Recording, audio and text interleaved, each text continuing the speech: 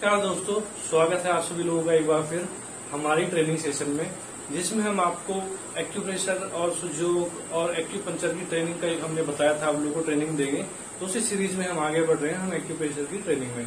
तो पिछली वीडियोज में हमने आपको एक्यूप्रेशर का इंट्रोडक्शन कराया था और उसकी परिभाषा यानी कि उसका बताया था कि वो परिभाषा क्या है, कैसे ये अपना सेट होता है। एक्यूप्रेशर का मेन एक्चुअली क्या है पर्पज, कैसे उसमें ट्रीटमेंट करना होता है। कि जैसे काफी लोगों को इसकी परिभाषा नहीं पता होता है कि एक्यूप्रेशर एक्चुअल में है क्या, कैसे वो काम करती है। ठीक है, एक्यूप्रेशर परिभाषा हो गई थी हमारी, डेफिनेशन जिसे हम बोलते हैं। उसके बाद में फिर हमने उसकी हिस्ट्री भी हमारी होगी, ये कंप्लीट हिस्ट्री भी हमने बता दिया।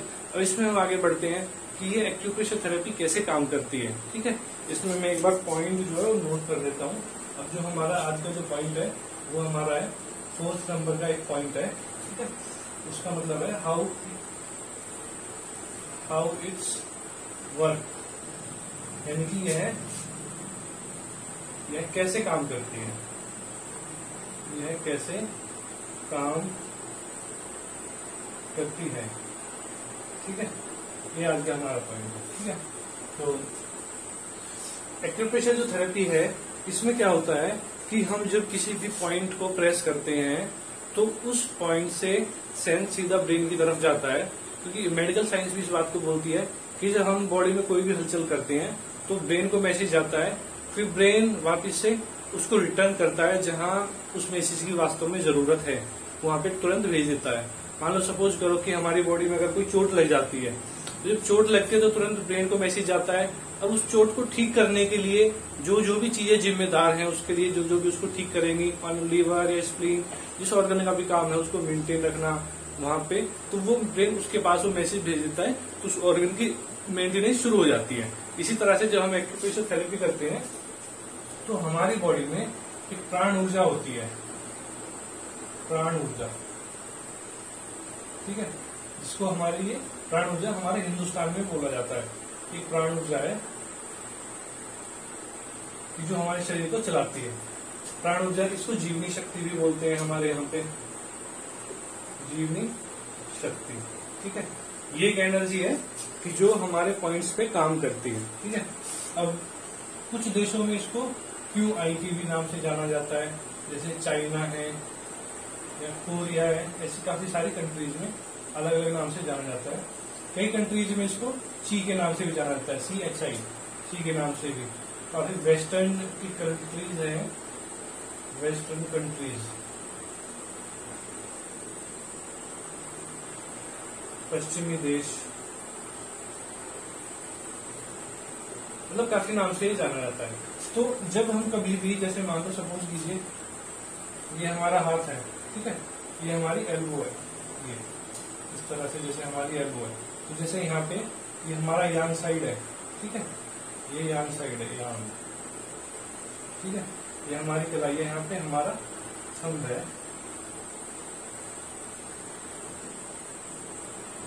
जैसे हमारा ये हाथ है, ठीक है, तो यहाँ पे जैसे हमारा ये LI 11 पॉइंट होता है। ठीक है, जैसे हमने ये LI 11 पॉइंट को प्रेस किया, तो जब हमने यहाँ से प्रेस किया इसको थंब से या किसी भी इंस्ट्रूमेंट से, जैसे जिम्मी होती है हमारे पास में, रबर जिम्मी होती है इस तरह से, जैसे रबर जिम्मी है, इससे हम लोग दबाते हैं। ठीक है, ये रबर जिम्मी। तो क्या होता है जब हम यहाँ से पॉइंट दबाएंगे तो ये जो प्राण ऊर्जा है, QI बोलिए, ची बोलिए, ये ब्रेन की तरफ इसका मैसेज आता है और जिस प्रॉब्लम के लिए हमने इस पॉइंट को दबाया है उसको ठीक होना शुरू हो जाता है। ये थेरेपी ऐसे काम करती है। और जब भी हम ये पॉइंट्स दबाते हैं तो क्या होता है कि अगर इस पॉइंट में पेन है तो इसका मतलब कि वो पॉइंट इफेक्टेड है, तो उससे रिलेटेड प्रॉब्लम बॉडी में हमारे है। अगर इस पॉइंट में पेन नहीं मिलेगा तो इसका मतलब हमें इससे रिलेटेड प्रॉब्लम नहीं है। ठीक है, एक तो ये चीज होगी। और दूसरी होगी, ये जो हमने पॉइंट दबाया है ये लार्ज इंटेस्टाइन का मेरिडियन है, LI। ठीक है, तो अगर यहाँ पे पॉइंट है तो इसका मतलब लार्ज इंटेस्टाइन जो है हमारी, उसका जो मेरिडियन है लार्ज इंटेस्टाइन का, उस मेरिडियन में एनर्जी के फ्लो में भी प्रॉब्लम है। ठीक है, तो उस मेरिडियन में एनर्जी के फ्लो में प्रॉब्लम है, तो हो सकता है कि जो हमारा ऑर्गन है LI लार्ज इंटेस्टाइन, उसमें प्रॉब्लम हो सकती है। अगर 2 से 3 चीजें होगी, तो हमें मेन यही लेना था कि ये काम कैसे करती है। कि हमने यहाँ से पॉइंट दबाया, ब्रेन के पास सेंसरी नर्व मैसेज लेके जाती है, ठीक है। उसके बाद में उसको ठीक होने के लिए जो एनर्जी का यूज होता है वो सारी प्राण ऊर्जा ही हमारा एनर्जी होती है, जो हम पॉइंट्स दबाते हैं पूरी बॉडी में ये विद्यमान होती है, ठीक है। ये हमारी कंसेप्ट होगी ये कैसे काम करती है, ठीक है। जो चाहे तो इसका स्क्रीनशॉट भी ले सकते हैं, फिर मैं इसको मिटा देता हूँ अभी, ठीक है, ले सकते हैं, ओके।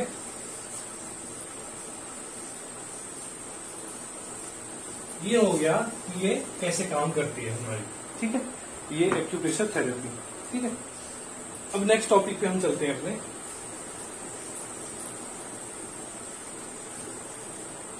नेक्स्ट टॉपिक है हमारा, इसमें सबसे पहले हम अपने अब प्रिकॉशन लेके चलेंगे कि इसमें क्या क्या सावधानी हमें रखनी होती है, क्योंकि कोई भी थेरेपी सीखने या इम्प्लीमेंट करने से पहले उसकी सावधानी के बारे में जानना बहुत ज्यादा जरूरी होता है। फिर हम आगे के पॉइंट्स लेंगे, ठीक है। पॉइंट नंबर 5 है इसके प्रिकॉशंस।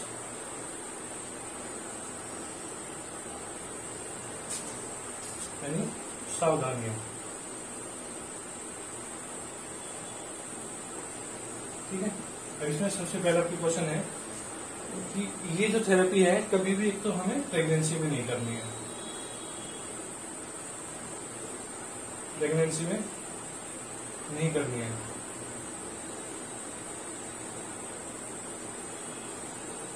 ठीक है। मेंस्ट्रुएशन साइकिल के दौरान नहीं करनी है,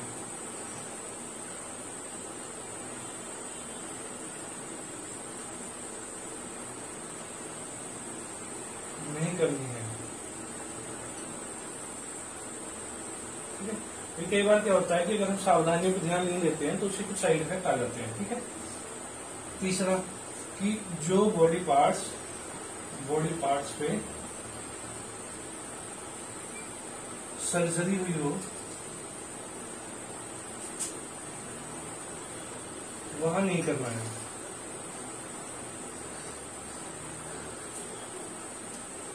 अब मान लो किसी को सर्जरी हुई है तो उसमें आपको कब तक नहीं करना है, कम से कम 6 मंथ या 6 महीने तक वहां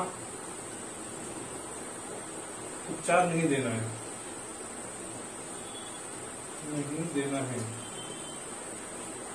जैसे मान लो किसी की सर्जरी हुई है, किसी का कोई पार्ट फ्रैक्चर वगैरह हुआ है, जैसे मसल्स वगैरह की कहीं की प्रॉब्लम है, शोल्डर की कहीं इंजरी हुई हो, वहां पे खुला घाव है या सर्जरी है, जहां पे सर्जरी है तो वहां पे उस पॉइंट पे नहीं करना है।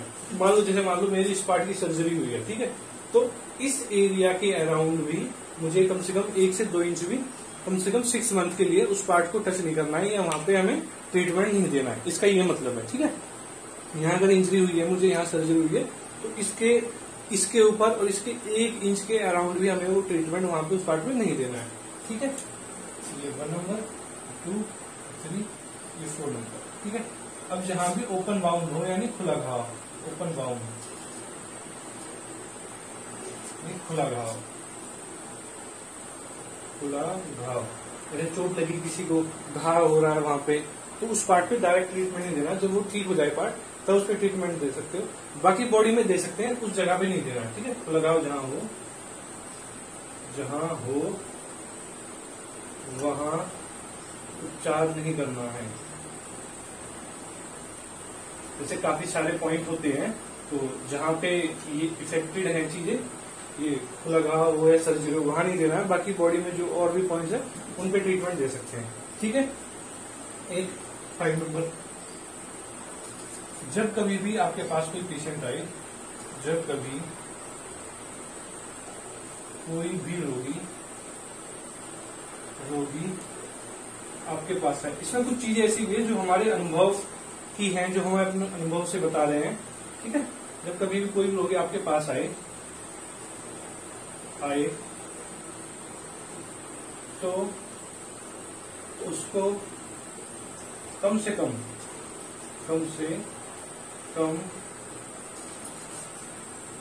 5 मिनट बिछाएं, तब उपचार करें। अब इसका क्या मतलब है कि जब कभी भी आपके पास कोई पेशेंट, कोई रोगी आता है तो उसका तुरंत ट्रीटमेंट शुरू नहीं करना है, कम से कम उसको 5 मिनट बिठाना है। तो उसके पीछे का रीजन क्या है कि जब कोई भी पेशेंट चल के आता है आपके पास में, एक तो उसकी पल्स रेट बढ़ी हुई होती है, उसकी बॉडी का टेम्परेचर बढ़ा हुआ होता है, तो हम उपचार उसकी तभी कर सकते हैं जब उसकी बॉडी नॉर्मल में आ जाए, उसकी पल्स रेट नॉर्मल आ जाए। वरना कई बार क्या है, हमें पता नहीं चलता है। मान लो किसी ऐसे रोग के लिए आया है जिसमें उसको एंजाइटी वगैरह हो, हाई बीपी वगैरह रहता हो, या पल्स रेट ऑलरेडी बढ़ी हुई हो, तो उसका अंदाजा नहीं लगा पाएंगे। जो पेशेंट हमारे पास आएगा, हमारे पास बैठेगा, 5 मिनट बैठ जाएगा, उसके बाद जब बॉडी नॉर्मल हो जाएगी, टेम्परेचर पल्स रेट भी, तो उसका ट्रीटमेंट करेंगे। उससे पहले करेंगे तो उसकी प्रॉब्लम कई बार बढ़ जाती है। वो एनर्जी जो है ना, ज्यादा एक्सेस होने की वजह से उसे चक्कर वगैरह आना, कई बार बेहोशी वगैरह वगैरह होना, ये सब हो जाता है। तो इन चीजों का ध्यान रखेंगे, ठीक है। 5 मिनट आपको प्रिकॉशन बताएंगे, ये आप नोट कर लीजिए, फिर मैं इसको जो क्लियर करता हूँ। स्क्रीन शॉट भी ले सकते हैं, ठीक है। मैं 6 पे चलता हूँ, 6 नंबर पे।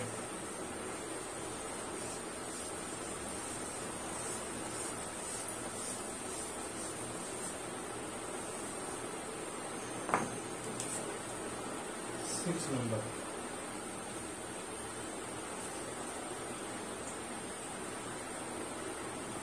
जब भी आप, अब इसमें सावधानियां भी हैं और जनरल टिप्स भी हैं कि जो आपको टिप्स ट्रीटमेंट के दौरान ध्यान रखने हैं, ठीक है ना। जब भी आप किसी रोगी का उपचार करें, किसी रोगी का उपचार करें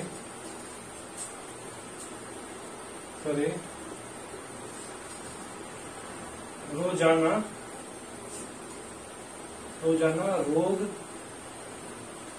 की जानकारी लें।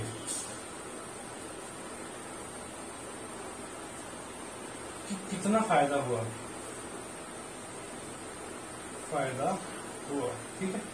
अभी इसमें सावधानी भी है, प्रिकॉशन भी है, सॉरी प्रिकॉशन भी है, और एक आपके लिए टिप्स भी है। क्या होता है कि जब किसी भी रोगी का आप ट्रीटमेंट करते हैं तो उससे आपको ये पूछते रहना है रोजाना कि आपको कितना इम्प्रूवमेंट हुआ। मान लो आज हमने कोई ट्रीटमेंट दिया पेशेंट को, तो नेक्स्ट डे जब हम आएंगे पूछेंगे कि आपको कोई फर्क है। अगर वो कह दीजिए हाँ मुझे थोड़ा सा फर्क है, 2, 4, 5 या 10% का फर्क है, तो हमें एक तो ये पता लग जाएगा कि भाई इसका जो प्रॉब्लम है वो इम्प्रूव होती जा रही है। प्लस पेशेंट को भी एक सेटिस्फेक्शन मिलेगा कि भाई ये एक दिन उन्होंने ट्रीटमेंट किया और मेरे से पूछ रहे हैं, तो उसमें एक उनको सहानुभूति भी हो जाएगी। तो वो चीज आप जरूर करें। प्लस दूसरा, अगर मान लो आप नहीं पूछते हैं तो क्या होगा कि आपको पता नहीं चल पाएगा कि पेशेंट की कितनी रिकवरी हुई है, ठीक है। और जब डे बाई डे आप पूछते जाओगे पेशेंट से, पेशेंट को सेटिस्फेक्शन मिलेगा और आपको लगेगा कि भाई मैं जो ट्रीटमेंट दे रहा हूँ मेरा ट्रीटमेंट अच्छा है, पर डे उसको इम्प्रूवमेंट होती जा रही है। मान लो एक दिन में उसको 5% आराम हुआ, तो 5 दिन में उसको कम से कम 25 से 30% आराम होगा। आपको भी अच्छा लगेगा मेरा ट्रीटमेंट सक्सेस है, फिर आप अपना उसको नोट डाउन कर सकते हो और पेशेंट को भी अच्छा लगेगा, ठीक है।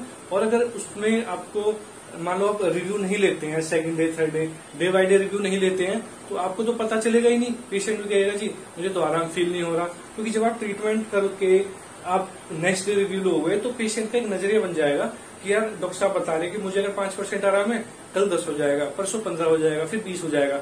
तो उसकी भी साइकोलॉजी भी चेंज हो जाएगी यार कि जब मुझे एक दिन में 5% आराम आ रहा है तो 10 दिन में 50% आ सकता है, ठीक है। तो पेशेंट को भी आपको इस हिसाब से पॉजिटिव भी करना है और अपना ट्रीटमेंट भी देना है। तो इसके काफी सारे फायदे, तो इसलिए आपको रोजाना रिव्यू लेना है। कई बार क्या होता है कि हम अगर रिव्यू नहीं लेते हैं, पेशेंट ने कोई गलती कर दी है, उसके पेन में आराम नहीं आया है या पेन बढ़ गया है, तो उस कंडीशन में क्या होता है, अगर हम डेली रिव्यू लेते हैं तो हम ये कह सकते हैं जी कल तक आपको 30-40% आराम था, 30 से 40%, मान लो 5 या 10 दिन आपने ट्रीटमेंट किया, मान लो 10 दिन ट्रीटमेंट किया, उसमें 40% आराम आ गया पेशेंट को। और जैसे हम 11वें दिन आते हैं, हम पूछते हैं जी आपको कितना आराम है, पेशेंट कहे जी मेरा तो दर्द बढ़ गया, तो उसमें आप कह सकते हैं जी कल तक आपको इतना आराम था। अगर आपका दर्द बढ़ा है तो उसके पीछे कुछ मोस्टली रीजन हो सकते हैं। तो आपने कुछ ऐसा खा लिया हो कि जिसकी वजह से बॉडी में ठंडक के कोल्डनेस बढ़ गई हो, जैसे बायबादी वाली चीजें बोलते हैं, कोई भारी गैस वाली चीजें खा ली उससे दर्द बढ़ गया हो, या फिर आपने कुछ ऐसा किया हो, कोई एक्टिविटी किया हो, ऐसा झुक गए हो, लंबे टाइम के लिए सोफे वगैरह में बैठ गए होंगे जिसकी वजह से नर्व पे प्रेशर आ गया या आपकी कोई भी जो प्रॉब्लम है जो वो बढ़ गया हो। तो इसके बहुत सारे फायदे हैं, तो आप ये जरूर नोट करके, ठीक है। ठीक है, अभी 7 नंबर पॉइंट आता है। जब कभी भी आप किसी का उपचार करें, जब भी आप किसी का उपचार करें,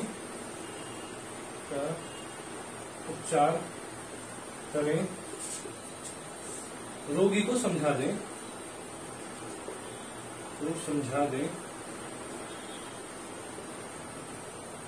कि जब हम एक्यूप्रेशर करना शुरू करते हैं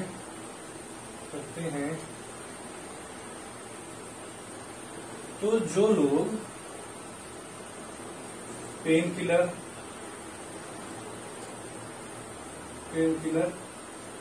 स्टेरॉयड लेते हैं,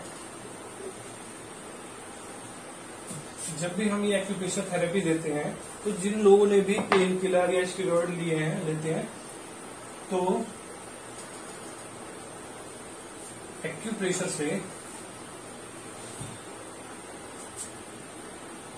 एक्यूप्रेशर द्वारा शरीर से दवाओं का असर हटता है,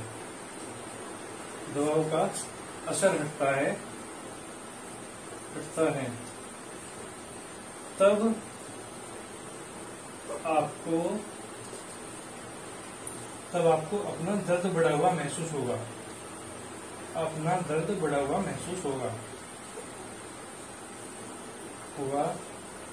होगा।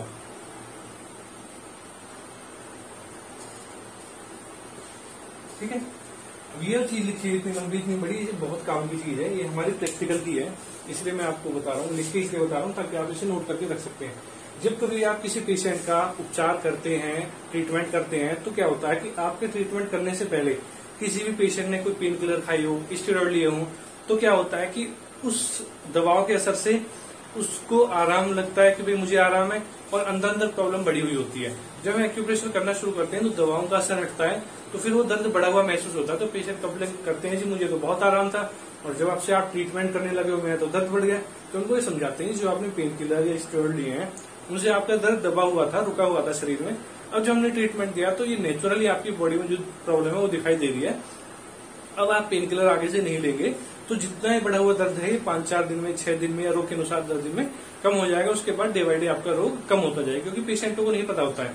तो बहुत इफेक्टिव चीज है, इसको आप ध्यान रखेंगे, बहुत ज्यादा कॉमनली है, क्योंकि डॉक्टर्स लोग जो है मल्टीविटामिन देते हैं, पेन किलर देते हैं। तो अगर कोई भी पेशेंट आपके पास है, अगर किसी को ज्यादा बेचैनी, ज्यादा दर्द है, तो आप बोल सकते हैं कि अभी आप पेन किलर अपनी कंटिन्यू रखो, जैसे जैसे दर्द कम होता जाएगा फिर हम पेन किलर कम कराते रहेंगे, मल्टीविटामिन लेते रहें, उनमें कोई प्रॉब्लम नहीं है। ठीक है ना। कई बार होता है कि लोग थेरेपिस्ट कह देते हैं आप सारी दवाइयां बंद कर दो, ऐसा नहीं करना है। मल्टीविटामिन वगैरह के लिए कभी मना नहीं करना है, हो सकता है उसको प्रॉब्लम हो मल्टीविटामिन की। काफी सारे केसों में हालांकि हमने देखा है कि पेशेंट को जरूरत नहीं है मल्टीविटामिन की, फिर भी उनको लेकिन दे दी जाते हैं, तो उनके लिए आप मना मत करो, मल्टीविटामिन चलते रहे, पेन किलर वगैरह नहीं लेना है। ठीक है। पेन किलर के लिए मना कर सकते हो सिर्फ एक कंडीशन में, जब पेशेंट को दर्द बर्दाश्त ना हो, वो सो ना पाए, उठ ना पाए, चल ना पाए बिल्कुल भी, यानी उसकी दिनचर्या के नॉर्मल काम डिस्टर्ब हो रहे हैं, तो आप अलाउ कर सकते हो, वरना पेन किलर नहीं लेना है। ठीक है। तो जब उसको दर्द बढ़ा हुआ महसूस होता है तब उसे समझाना है। ठीक है। तब उसे समझाना है। ठीक है। तब उसे समझाना है। मैंने आपको समझा दी चीजें, तो ये आपको इम्प्लीमेंट करनी है। ठीक है। अब ये 7 पॉइंट्स हो गए, अभी हम नेक्स्ट चलते हैं 8 पॉइंट की तरफ।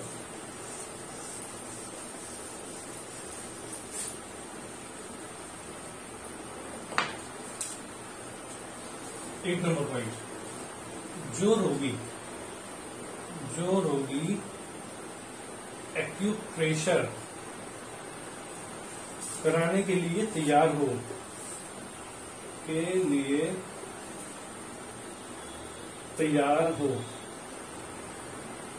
उसी को उपचार देना है। ये पॉइंट इसलिए कि जो पेशेंट आपसे ट्रीटमेंट लेने के लिए इच्छुक हो तो उसी को ट्रीटमेंट दे रहा, वरना कई बार क्या होता है आप किसी को जबरदस्ती ट्रीटमेंट दे देते हो, किसी भी जानकार को, किसी ऐसे व्यक्ति को जो उसको विश्वास नहीं करता है। जब पॉइंट्स में पेन होगा तो आपको बोलेगा जी मेरी बॉडी में तो पेन ही नहीं था, आप दबाए तो पेन। वो समझ नहीं पाता, वो ये नहीं समझ पाता कि जब हम किसी पॉइंट को दबाते हैं तो अगर उससे रिलेटेड प्रॉब्लम बॉडी में है या वहां पे सर्कुलेशन रुका हुआ है तो ही वहां पेन होगा, वरना नहीं होता है। तो ऐसा क्या है, ऐसा व्यक्ति निगेटिविटी फैलाएगा, तो आपको इसको ध्यान रखना है। ठीक है। ठीक है। अब नेक्स्ट पॉइंट है कि कभी भी किसी रोगी को ज्यादा दबाव या ज्यादा समय उपचार नहीं देना है।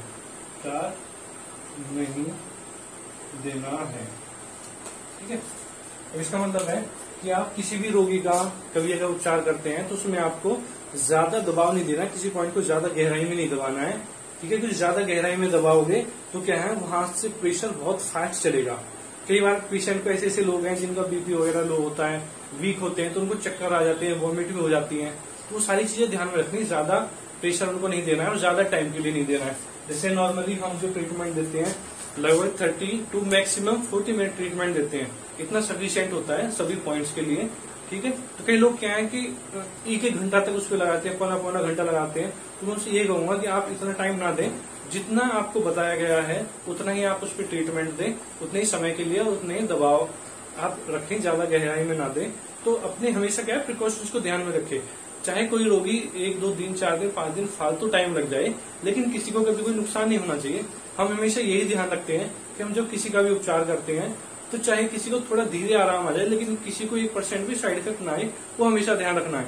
कई बार क्या होता है कि जब आप ज्यादा दबाव देते हैं किसी पॉइंट पे तो वहाँ स्वेलिंग वगैरह आ जाती है, वहाँ नीला कालापन आ जाता है, तो पेशेंट की निगेटिविटी बन जाती है, यार ये प्रेशर वाले तो ऐसे ही है, ऐसी मालिश करते हैं, पता होता कुछ नहीं है। तो काफी लोग ऐसे हैं, फिर वो मिलकर उनके साथ निगेटिविटी फैलाते हैं। तो ये चीजें हमेशा ध्यान रखनी है। ट्रीटमेंट करते हुए आप ऐसी कोई लापरवाही, ऐसी कोई गलती ना करें जिससे कि आपका और इस थेरेपी का नाम बदनाम हो, ठीक है। और इतनी ये साफ सुथरी थेरेपी है, इसमें हमेशा किसी को फायदा ही मिलता है, नुकसान कोई नहीं होता है। अगर आप इन प्रिकॉशंस का ध्यान नहीं रखेंगे तो नुकसान हो जाता है फिर, ठीक है। तो इन चीजों का हमेशा ध्यान रखेंगे, ठीक है। अभी हमारे 9 पॉइंट्स हो गए, 10 पॉइंट्स पे आते हैं। हालांकि चीजें बहुत सारी हैं, कुछ टिप्स के रूप में भी है, तो हम आपको फ्यूचर में बताते रहेंगे, ठीक है। अभी 10 नंबर की है, ठीक है। जब कभी कोई रोगी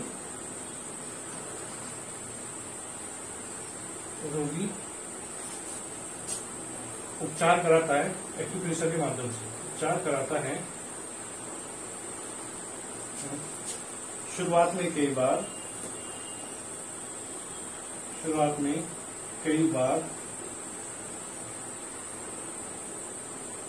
वो रोने लगता है। ऐसा देखा गया है, कई बार जब लोग ट्रीटमेंट कराते हैं तो उसमें क्या है, वो रोने लगते हैं अपने आप से, क्योंकि उनके जो इमोशंस रुके हुए हैं वो बाहर आने लगते हैं। तो वो ठीक होने का एक अच्छा संकेत होता है शुरुआत के लिए, ठीक है। कई लोगों को क्या होता है, कई लोगों को नींद बहुत अच्छी आती है, जिनकी पुरानी नींद होती है वो भी नींद आती है उन लोगों को। नींद का तो बहुत अच्छा रिकॉर्ड है, सब मालिक के तहत है। कोई जीवन में हमारे एक दो पेशेंट का होगा, वरना सभी को आज तक नींद अच्छी आई है। वो अपने बाकी ट्रीटमेंट के लिए आते हैं, उनकी नींद भी बहुत अच्छी हो जाती है, ठीक है, नींद बहुत अच्छी आती है। कई लोगों को दस्त लग जाते हैं, यानी कि उनके जो टॉक्सिन्स है बॉडी से रिमूव हो रही है, उनकी क्लीनिंग हो रही है। तो उनको समझाना है कि ये हो जाता है नेचुरली, दस्त लगते हैं, ठीक है। ऐसी मतलब जनरल काफी सारी चीजें होती हैं, तो सारी आपको ध्यान रखनी है, ठीक है। तो मेरे हिसाब से प्रिकॉशंस काफी हैं, कुछ टिप्स हैं, तो इनको ध्यान में रखेंगे। आप नोट भी कर सकते हैं, स्क्रीनशॉट भी ले सकते हैं, ठीक है। ये सारा हमने अपने बताया, ठीक है। अब नेक्स्ट वीडियो में आपको नेक्स्ट आगे की चीजें बताएंगे, ठीक है। तब तक जुड़े रहिए हमारे साथ, बने रहिए, और भी हेल्थ टिप्स आप लोग ले जाते हैं, ठीक है दोस्तों। नमस्कार।